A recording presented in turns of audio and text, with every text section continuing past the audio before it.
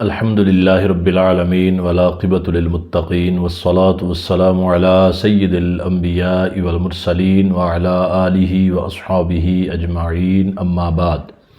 فاعوذ باللہ من الشیطان الرجیم بسم اللہ الرحمن الرحیم۔ معزز و محترم ناظرین و سامعین، آج توفیق خداوندی سے انشاءاللہ تعالی پارہ نمبر 15 کی تفسیر کا خلاصہ پیش کریں گے۔ اس پارے کا آغاز سورہ بنی اسرائیل سے ہو رہا ہے، جس کو سورۃ الاسراء بھی کہا جاتا ہے اور بعض نے اس کا نام سورۃ سبحان بھی رکھا۔ اس سورت کی ابتدا حضور نبی رحمت سرور کونین صلی اللہ تعالیٰ علیہ وآلہ وسلم کی ذات پر اللہ کے بے پایاں احسان اور ایک شاندار معجزے سے ہوتی ہے کہ جب کفار مکہ کے مظالم حد سے بڑھ گئے، تکالیف زیادہ ہو گئیں، تو اللہ کے پیارے محبوب صلی اللہ تعالیٰ علیہ وآلہ وبارک وسلم ان دکھوں سے، تکلیفوں سے پریشان ہوئے تو اللہ پاک نے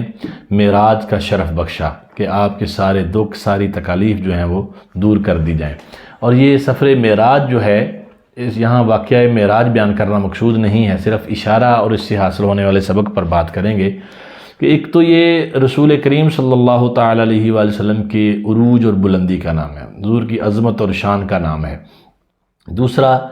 کافر اور مومن میں یہ فرق کا نام ہے کہ اس کی پہچان ہو جائے گی، کیونکہ کافروں نے انکار کر دیا اور مومنوں نے بلا جھجک تسلیم کر لیا۔ تیسری بات یہ ہے کہ نبی کریم صلی اللہ تعالیٰ علیہ وآلہ وسلم کو اللہ کریم کی ذات نے یہ شان بخشی کہ اتنے کم عرصے میں مسجد حرام سے مسجد اقصی، پھر مسجد اقصی سے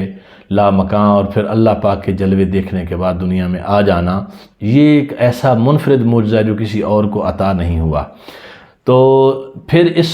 واقعہ معراج کے جسمانی ہونے پر دلائل ہیں، اور جو لوگ کہتے تھے کہ جی ایسا کیسے ممکن ہے، انسان یہاں سے اوپر کیسے جا سکتا ہے، تو آج کی سائنس نے ان سب باتوں کی تصدیق کر دی ہے۔ تو اس میں اللہ تبارک و تعالیٰ نے پھر بنی اسرائیل کے ساتھ اور ان کی جو ہدایت کے لیے کتابیں وغیرہ صحائف اتارے، ان کا ذکر فرمایا، اور بنی اسرائیل سے یہ بھی کہا کہ تم نے 2 مرتبہ زمین میں فساد برپا کیا، اور فرمایا اور تکبر کیا اور اپنے آپ کو بہت بڑھا چڑھا کر پیش کیا۔ تو پہلا تو فرمایا کہ جب اللہ تبارک و تعالیٰ کے احکامات میں تم نے بغاوت کی اور حضرت زکریہ علیہ السلام کو شہید کیا، اللہ کے نبی کو شہید کیا، اس کو قرآن نے پہلی بغاوت قرار دیا اور پہلا ظلم قرار دیا اور حد سے بڑھنا قرار دیا۔ پھر اس کی سزا کے طور پر اللہ نے بخت نصر جیسا ظالم بادشاہ ان پر مسلط کیا، جس نے ان کی اینٹ سے اینٹ بجا دی۔ دوسرا فرمایا تم نے اللہ کے پیارے نبی حضرت یحییٰ علیہ السلام کے قتل کی صورت میں، ان کی شہادت کی صورت میں جو آگ بھڑکائی، جو وحشت کا بازار گرم کیا، تو پھر اللہ نے مجوسیوں کی شکل میں ان کے اقتدار کی صورت میں تم پر اپنا عذاب اتارا، تو انہوں نے تمہیں لوٹا، مارا، قتل کیا، تو پھر اللہ پاک نے اپنے رحم اور کرم سے تمہیں دوبارہ بچا لیا۔ دوسرے رکوع میں فرمایا کہ انسان بڑا جلد باز ہے، وہ بھلائی کی طرف کم آتا ہے اور برائی کی طرف جلدی جاتا ہے، تو بسا اوقات بھلائی کی طرف برائی بھی مانگنے لگتا ہے کہ ہم، اور اللہ پاک سے وہ چیزیں مانگتا ہے جو اس کے لیے بہتر نہیں ہوتی۔ فرمایا دیکھو ہم نے رات اور دن اپنی قدرت کے 2 نشان بنائے ہیں، رات کو طریق اور دن کو روشن بنایا، اور دن کو روشن اس لیے بنایا کہ تم اس میں اپنی گزر بسر کرو۔ یہ نہیں ہے کہ ہم سارا دن سو کر گزار دیں اور رات کو جاگتے رہیں، اللہ نے رات سونے کے لیے بنائی ہے، دن جاگنے، محنت کرنے اور کام کرنے کے لیے بنایا ہے۔ پھر اس کے بعد آگے جو رکوع نمبر 3 میں فرمایا اللہ کے ساتھ کسی کو معبود نہ ٹھہراؤ، اور یہ بڑی اہم نصیحت ہے، اور پہلے بھی اس حوالے سے اور اس سے ملتا جلتا مضمون گزرا۔ فرمایا وَقَضَىٰ رَبُّكَ أَلَّا تَعْبُدُوا إِلَّا إِيَّاهُ وَبِالْوَالِدَيْنِ إِحْسَانًا، کہ والدین کے ساتھ اس نے سلوک، اللہ کی عبادت اور والدین کے ساتھ اس نے سلوک۔ إِمَّا يَبْلُغَنَّ عِندَكَ الْكِبَرَ أَحَدُهُمَا أَوْ كِلَاهُمَا فَلَا تَقُل لَّهُمَا أُفٍّ وَلَا تَنْهَرْهُمَا وَقُل لَّهُمَا قَوْلًا كَرِيمًا۔ اللہ نے ماں باپ کے ساتھ اس نے سلوک کرنے کا طریقہ بتایا کہ کیسے کرنا ہے۔ فرمایا وہ دونوں یا ان میں سے کوئی ایک بڑھاپے کو پہنچ جائے تیرے سامنے، فَلَا تَقُل لَّهُمَا أُفٍّ وَلَا تَنْهَرْهُمَا، فرمایا ان کو اف تک نہ کہنا، یعنی ان کی کسی بات کو ناپسندیدہ نہ جاننا۔ وَلَا تَنْهَرْهُمَا، جھڑکنا تو بڑی دور کی بات ہے کہ ماں باپ کو کوئی جھڑکے۔ وَقُل لَّهُمَا قَوْلًا كَرِيمًا، ان سے نرم بات کرنا، محبت والی بات کرنا۔ وَاخْفِضْ لَهُمَا جَنَاحَ الذُّلِّ مِنَ الرَّحْمَةِ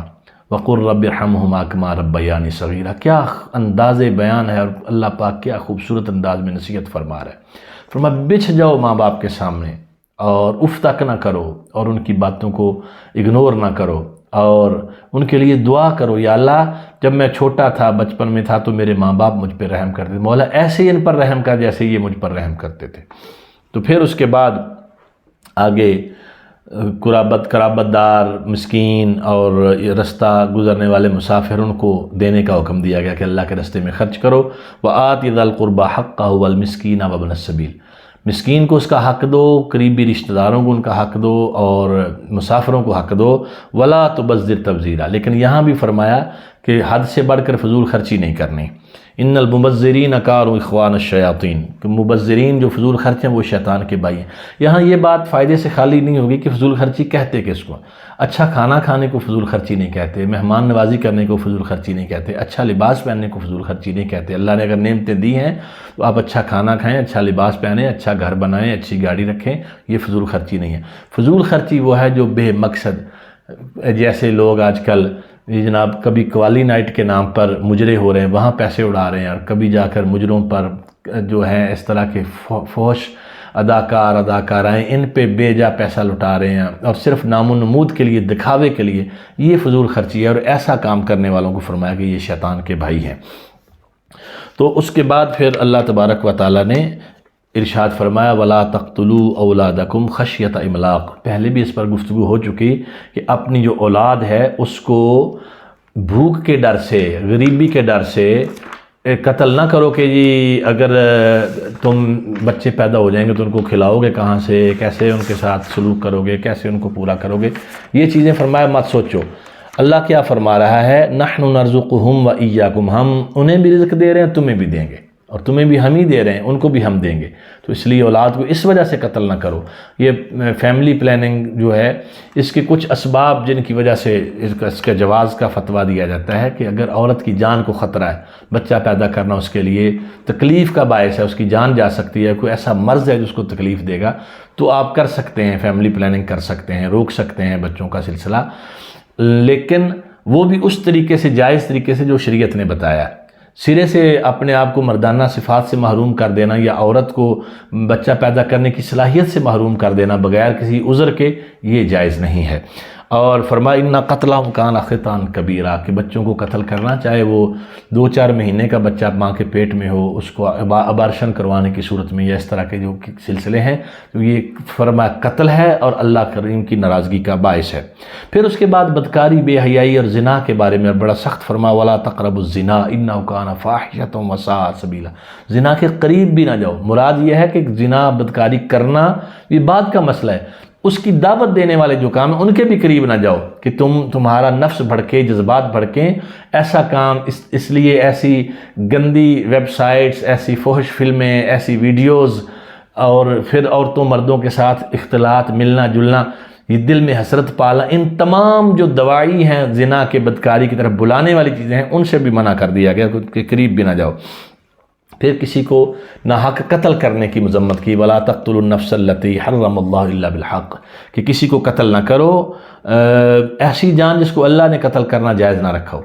یعنی کہ آپ ایسے اٹھتے ہیں، کسی کو قتل کر دیتے ہیں، معمولی سا جھگڑا ہوا، گولی مار دی اور بندہ قتل کر لیا،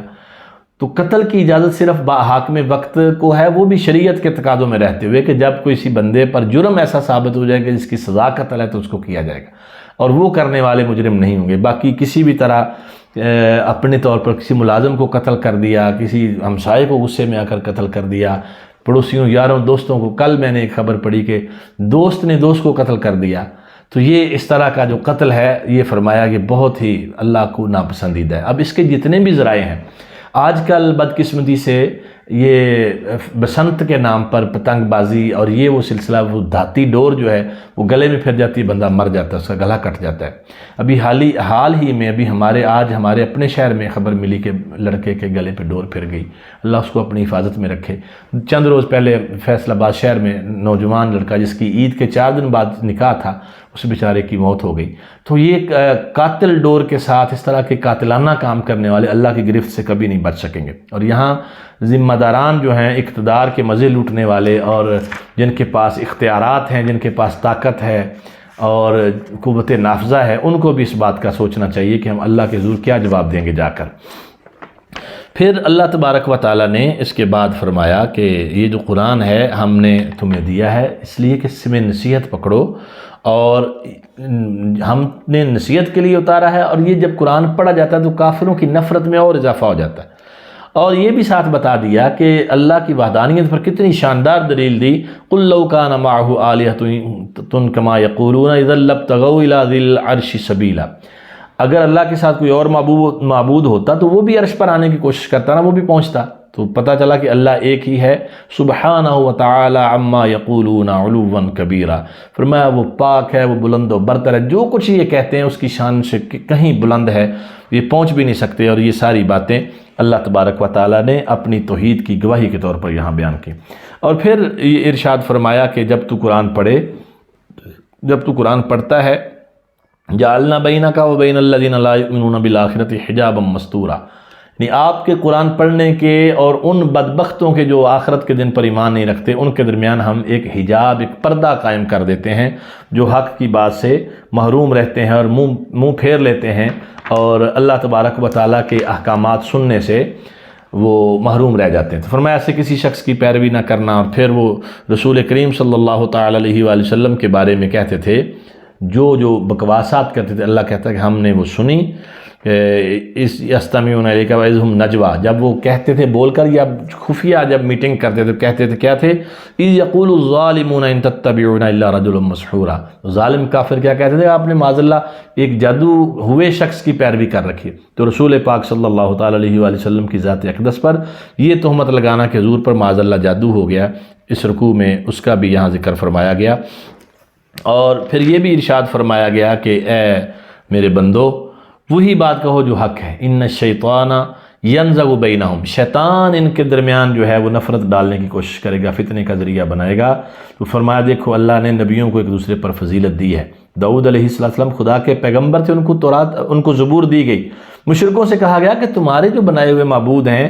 تم سے کسی تکلیف کو دور کرنے کی اہلیت نہیں رکھتے، وہ خود سے دور کرنے کی اہلیت نہیں رکھتے، جس کے ناک پہ مکھی بیٹھ جائے وہ نہیں اڑا سکتا، تو تم ان کو خدا مان رہے ہو۔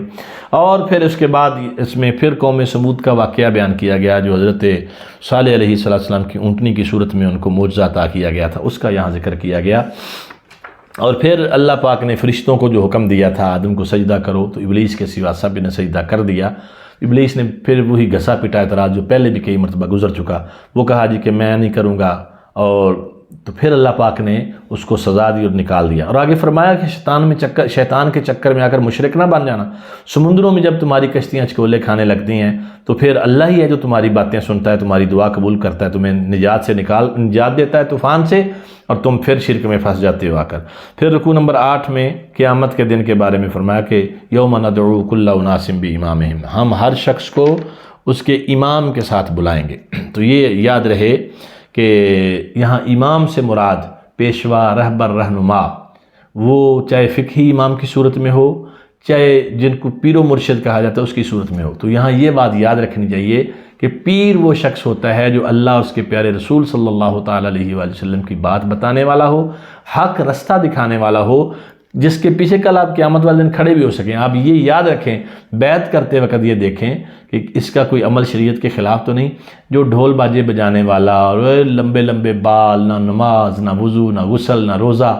نہ قرآن کی تلاوت، تو وہ کیا آپ کی نجات دے گا، کیا رہنمائی کرے گا؟ اور جہالت پر جہالت، اور پھر اس کو دیکھنے والے بھی جاہل، اور ایسے جاہلوں سے دنیا بھری پڑی۔ تو خدا کے لیے بیعت کرنی ہے تو ایسا شخص تلاش کریں جو عالم ہو، رسول اللہ صلی اللہ تعالی وسلم کی شریعت کا عامل ہو، اور رہنمائی کرنے کی صلاحیت رکھتا ہو کہ بندوں کو، لوگوں کو برے رستے سے ہٹا کر اللہ کے رستے پر چلانے کی صلاحیت رکھتا ہو۔ تو ایسا شخص جو ہے اس کے پیچھے چلنے کا حکم دیا گیا۔ تو یہ فرما کہ قیامت کے دن ان کے پیچھے ہوں گے۔ تو اس کے بعد پھر ارشاد فرمایا کہ جن خوش نصیبوں کو نامہ اعمال دائیں ہاتھ میں ملیں گے تو وہ کامیاب ہوں گے، اور جو شخص دنیا میں حق سے آنکھیں بند کیے ہوئے ہے وہ وہاں بھی اندھا ہی ہوگا۔ اور یہ لوگ آپ صلی اللہ تعالی علیہ وسلم کو راہ حق سے ہٹانے کی فکر میں ہیں، تو فرمایا اگر آپ ان کی بات مان لیتے تو یہ بڑے خوش ہوتے کہ ہماری بات مان لی، لیکن یہ اللہ کے حکم کی خلاف ورزی ہوتی ہے، اور اللہ کے نبی اس کی خلاف ورزی کیسے کر سکتا ہے؟ تو یہ تو آپ کو مکہ شریف سے نکالنا چاہتے ہیں، تو فرمایا یہ سن لیں جب اللہ کے محبوب صلی اللہ تعالیٰ علیہ وسلم آئیں گے، یہ اللہ نے پہلے بتا دیا، تو یہ خود مکہ میں نہیں ٹک سکیں گے۔ اور پھر فتح مکہ کے موقع پر ایسا ہوا کہ اللہ رب العالمین خالق کائنات کا دین غالب آیا، اور اسلام کی اس برکت سے یا ان کو وہ مسلمان ہوئے یا پھر مکہ چھوڑ کر جانا پڑا۔ پھر اس کے بعد جو آگے رکوع نمبر 9 میں فرمایا ایمان والو، زوال آفتاب سے لے کر رات کے اندھیرے تک نماز قائم کرو، اور فجر کی نماز کا بالخصوص التزام کرو، یہ فرشتوں کی حضوری کا وقت ہے۔ اور فرمایا رات کو تہجد پڑھا کرو، یہ دور نہیں کہ تمہارا رب تمہیں مقام محمود پر فائز کر دے۔ اور یہ مقام محمود اللہ نے رسول کریم صلی اللہ تعالیٰ علیہ وآلہ وسلم کو عطا فرمایا۔ اس کی بہت ساری علماء کرام نے تشریحات فرمائیں، تفاسیر بیان فرمائیں کہ مقام محمود کیا ہے۔ سیدی اعلیٰ حضرت امام اہل سنت نے جو تشریح فرمائی، اس کا ایک ہی جملہ آپ فرماتے ہیں کہ اللہ قیامت کے روز حضور نبی کریم صلی اللہ تعالیٰ علیہ وآلہ وسلم کو ایسے مقام پر فائز کرے گا جہاں ہر چھوٹا بڑا، ہر نبی غیر نبی، فرشتہ، انسان، جن، سب اللہ کے محبوب کی حمد کریں گے، تعریف کریں گے، اس لیے فرمایا کہ وہ مقام محمود ہے۔ تو پھر یہ بھی فرمایا کہ جو قرآن ہے یہ آ گیا حق کی صورت میں، اور اس سے آنے سے باطل چلا گیا، اور اس قرآن کو ہم نے شفا بنایا اور مومنوں کے لیے رحمت بنایا۔ اس کی دونوں صورتیں یاد رکھو، قرآن پڑھنا بھی شفا ہے، قرآن سے استفادہ کر کے آگے معاملات سیکھنا یہ بھی شفا کا باعث ہے۔ قرآن دم کیا جائے تو بھی شفا دیتا ہے، قرآن پڑھ کر اس پر عمل کیا جائے تو بھی شفا دیتا ہے، اور قرآن کریم حکمتوں کے دروازے کھولتا ہے، جو ہمیں معلوم ہوگا کہ اللہ تبارک و تعالیٰ نے ہمارے لیے کیا کیا نعمتیں اور کیا کیا اپنے کرم اس میں فرما رکھے ہیں۔ تو پھر اس کے بعد اللہ تبارک و تعالیٰ نے رکوع نمبر 10 میں فرمایا کہ حبیب صلی اللہ تعالیٰ علیہ وسلم آپ سے روح کے بارے میں پوچھتے ہیں کہ روح کیا ہے۔ یسألونک عن الروح قل الروح من امر ربی، فرمایا روح میرے رب کا امر ہے۔ وما اوتیتم من العلم الا قلیلا، تمہیں اس کے بارے میں تھوڑا علم دیا گیا۔ پھر انسانوں اور جنوں کا جمع ہو کر قرآن کی مثل لانے کے بارے میں فرمایا کہ یہ سب بھی جمع ہو جائیں تب بھی قرآن کی مثل نہیں لا سکتے، ان میں کوئی ایسا نہیں ہے جو قرآن کی مثل لا سکے۔ تو قرآن حکیم اللہ تبارک و تعالیٰ کی سچی لاریب کتاب ہے، جس میں کوئی شخص نہ اپنی طرف سے کمی کر سکتا ہے نہ زیادتی کر سکتا ہے۔ پھر فرمایا وہ یہ جو اعتراضات کرتے تھے کہ جی ہم آپ پر ایمان نہیں لائیں گے حتی تفجر لنا من الارض ينبوعا او تکون لک جنۃ من نخیل وعنب فتفجر الانہار خلالها تفجیرا او تسقط السماء كما زعمت علینا کسفا، یعنی اعتراضات کی ایک بھرمار تھی، کہتے جی زمین سے چشمے اگا دیں، زمین سے پھل نکل آئیں، یہ پہاڑ ادھر ادھر ہو جائیں اور ہمیں یہاں سے کھیتی باڑی کر کے آپ دکھائیں، یا پھر آسمان سے جناب آپ جو ہے وہ ہمارے اوپر ایک ٹکڑا گرا دیں۔ اس طرح کی فضول بکواسات کر کے تیش دلانے کی کوشش کرتے تھے کہ رسول کریم صلی اللہ تعالیٰ علیہ وآلہ وسلم کو، اللہ کے پیارے محبوب صلی اللہ تعالیٰ علیہ وآلہ وسلم ان کی یہ باتیں سنتے قلب اقدس کو ٹھیس پہنچتی کہ یہ کیا کیا باتیں کر رہے ہیں، لیکن اللہ تبارک و تعالیٰ نے ارشاد فرمایا کہ یہ اور بھی باتیں کرتے رہیں گے، کہتے رہیں گے کہ او یکون لک بیت من زخرف او ترقی فی السماء، یا تو آپ کے لیے سونے کا گھر ہو، چمکدار گھر ہو، یا پھر آسمانوں میں ہمیں چڑھ کر دکھائیں، تو ہم نہیں مانیں گے جب تک آپ وہاں سے کوئی باقاعدہ لکھوا کر نہ لے آئیں۔ تو ایک ہی جواب دیا، قل سبحان ربی حل کنت الا بشرا رسولا، فرمایا آپ فرما دیجئے پاک ہے میرا رب، حل کنت الا بشرا رسولا، میں اللہ کا رسول ہوں اور صورت بشری میں دنیا پر آیا ہوں، اس لیے تمہاری اس طرح کی کہی گئی باتیں اور تمہارے اس طرح کے جو کہے گئے اعتراضات ہیں مجھے اس کی کوئی پرواہ نہیں۔ پھر اس کے بعد رکوع نمبر 11 میں اللہ تبارک و تعالیٰ نے ارشاد فرمایا کہ یہ جو لوگ اعتراضات کرنے والے ہیں نا، اگر زمین میں فرشتے بھی ہوتے ان کے ساتھ چلتے پھرتے بھی، لنزلنا علیہم من السماء ملکا رسولا، تو پھر ان کے لیے ہمیں رسول فرشتہ بھیجنا پڑتا نا، ہم ایک رسول فرشتہ بھیجتے۔ تو انسان رسول اس لیے بھیجا کہ یہاں انسان بستے ہیں اور انسانوں کی ہدایت کے لیے ضروری تھا کہ وہ تشریف لائیں ان میں جو ان کو ان کی ضرورت کے مطابق مسائل بتا سکیں۔ تو اس لیے رسول رحمت علیہ السلام کا تشریف لانا یہ امت کے لیے بہتری ہے۔ اور پھر یہ بھی فرمایا کہ ہم نے موسیٰ کو 9 نشانیاں یعنی 9 معجزات دیے، وہ بنی اسرائیل کے پاس آئے تو فرعون نے کہا لا اظنک یا موسیٰ مسحورا، یہ کافروں کا وتیرہ تھا کہ اللہ کے نبی کے معجزات دیکھ کر ان کی شان عظمتیں دیکھ کر ماننے کی بجائے کہہ دیتے جی آپ پر جادو کیا ہوا ہے۔ تو حضرت موسیٰ علیہ السلام نے فرمایا تو نہیں جانتا، میں اپنے پاس سے نہیں بتا رہا، یہ اللہ نے نازل کیا جو زمین و آسمان کا رب ہے اور اسی نے یہ نشانیاں اتاری ہیں۔ وَإِنِّي لَأَظُنُّكَ يَا فِرْعَوْنُ مَثْبُورًا، تو اے فرعون میں تو تجھے دیکھ رہا ہوں کہ تو بھٹکا ہوا ہے، تو مجھے یہ کہہ رہا ہے کہ مجھ پر جادو کیا ہوا ہے۔ تو پھر اللہ پاک نے وہ واقعہ بیان کیا، یہاں اس کی طرف اشارہ کیا کہ بنی اسرائیل کو ہم نے بحفاظت گزار دیا اور یہ جو فرعونی تھے وہ سارے کے سارے وہاں ہلاک کر دیے۔ فرمایا وبالحق انزلنا وبالحق نزل، کہ یہ جو آیت کے الفاظ ہیں اس کے بارے میں بہت سارے عاملین نے یہ بات لکھی کہ کسی کی ناف ٹل جائے، ناف نہ سیٹ ہوتی ہو تو یہ کثرت سے پڑے ناف کی جگہ پہ انگلی رکھ کر، تو انشاءاللہ اس کی ناف جو ہے وہ اپنی جگہ پر ٹک جائے گی۔ اور پھر آگے اللہ تبارک و تعالیٰ کے مبارک اسماء، کافر کہتے تھے کہ رحمان کون ہے، تو فرمایا گیا اللہ کی نام ہے، اللہ کہہ کر پکارو، رحمان کہہ کر پکارو، یہ اللہ کے نام ہے اور وہ پاک ذات ہے۔ لم یتخذ ولدا ولم یکن لہ شریک فی الملک، وہی ہے جس کا نہ کوئی بیٹا ہے، نہ اس کی اولاد ہے، نہ اس کی ملک میں، اس کی بادشاہت میں نہ کوئی شریک ہے۔ فرمایا ولم یکن لہ ولی من الذل وکبرہ تکبیرا، کوئی اس کا والی وارث بننے کا اہل نہیں ہے، اور وکبرہ تکبیرا، فرمایا اس کا نام بلند کرتے رہو۔ اس کے بعد آگے سورہ کہف کا آغاز ہوتا ہے۔ کہف عربی زبان میں غار کو کہتے ہیں، اور اس صورت میں ان چند ایمان والوں کا تذکرہ کیا گیا جنہوں نے غار میں پناہ لی تھی۔ تو یہاں یاد رہے کہ ہم اس پر اس واقعہ کی تفصیل یہاں بیان نہیں کریں گے، اشارہ دیں گے، اور اشارہ کیا ہے کہ وہ جو چند نوجوان تھے، بڑے پکے پرہیزگار متقی اور ایمان والے، بادشاہ کے ظلم و ستم کی وجہ سے ملک چھوڑا، ایک غار میں پناہ لی، تو اللہ نے 300 سال سے زائد عرصہ ان پر نیند طاری کی، اور وہ وہاں نیند میں رہے، ظلم سے بھی اللہ نے ان کو بچایا اور زندہ سلامت بھی رکھا۔ تو اللہ پاک نے وہ معجزہ دکھا دیا اپنے کرم سے کہ وہ چاہے تو مردوں کو زندہ کیسے کر سکتا ہے، کیونکہ اس دور میں ایسے لوگ پیدا ہو گئے یہ کہتے ہیں کہ مرنے کے بعد کون زندہ ہوگا۔ اللہ نے ان کی صورت میں ان کو زندہ کر کے بھی دکھایا، اور پھر دنیا کو بتا دیا کہ جو حق کے رستے پر نکلتا ہے، حق کے لیے چلتا ہے، اس کے لیے ہم پھر آسانیاں پیدا کر دیتے ہیں، اس کے لیے ہمارے جو اللہ پاک کی طرف سے جو نعمتیں ہوتی ہیں، یعنی جیسے ان کو نیند کی صورت میں بھی نعمت دے دی کہ سوئے بھی رہے، ان کی کروٹیں بھی تبدیل ہوتی رہی، ان کو روشنی اور ہوا بھی ملتی رہی، جسم میں غذائیت بھی بدستور رہی، لیکن رہے ایسے جیسے موت ہے۔ اور پھر ان کے کتے کا ذکر کیا گیا کہ جو ان کے ساتھ نسبت رکھنے والا کتا تھا، حالانکہ کتے کا کام بھونکنا ہوتا ہے، لیکن وہ ایسا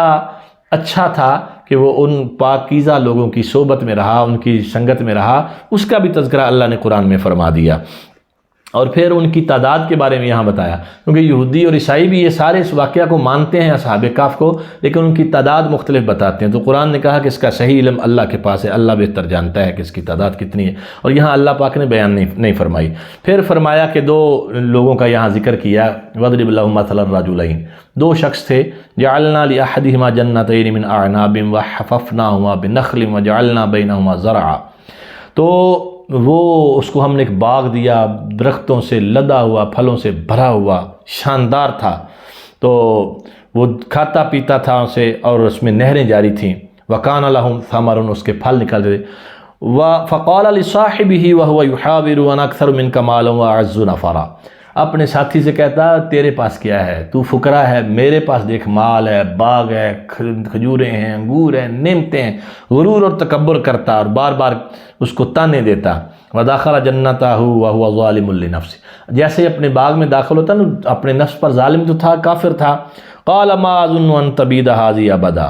کہتا میرا گمان یہ ہے، میرا خیال ہے یہ ہمیشہ ہی ایسے رہے گا۔ وَمَا أَظُنُّ السَّاعَةَ قَائِمَةً، کہتا قیامت کوئی قائم نہیں ہونی، یہ بات کرتا تھا۔ اور پھر آگے یہ بھی کہتا اگر قیامت قائم ہو بھی گئی، لَإِن رُدِدتُّ إِلَىٰ رَبِّي لَأَجِدَنَّ خَيْرًا مِّنْهَا مُنقَلَبًا، اگر مجھے قیامت آ بھی گئی نا تو میرا اللہ مجھے اس سے بھی بہتر دے گا۔ ایک طرف غرور بھی کرتا اور اللہ کی احکامات کا انکار بھی کرتا، اور پھر یہ بھی دعوے دار تھا کہ پہلے تو قیامت ہی نہیں آنی، اگر آ بھی گئی تو میں جیسے یہاں ہوں وہاں بھی ایسے ٹھاٹ باٹ سے رہوں گا۔ اب دوسرا شخص جو تھا جو اس سے بات چیت کر رہا تھا نا، اس نے کہا اکفرت بالذی خلقک من تراب ثم من نطفۃ ثم سواک رجلا، اس خدا کا انکار کر رہا ہے جس نے تمہیں پانی کے ایک قطرے سے پیدا کیا، پھر تمہیں اللہ تبارک و تعالیٰ نے ایک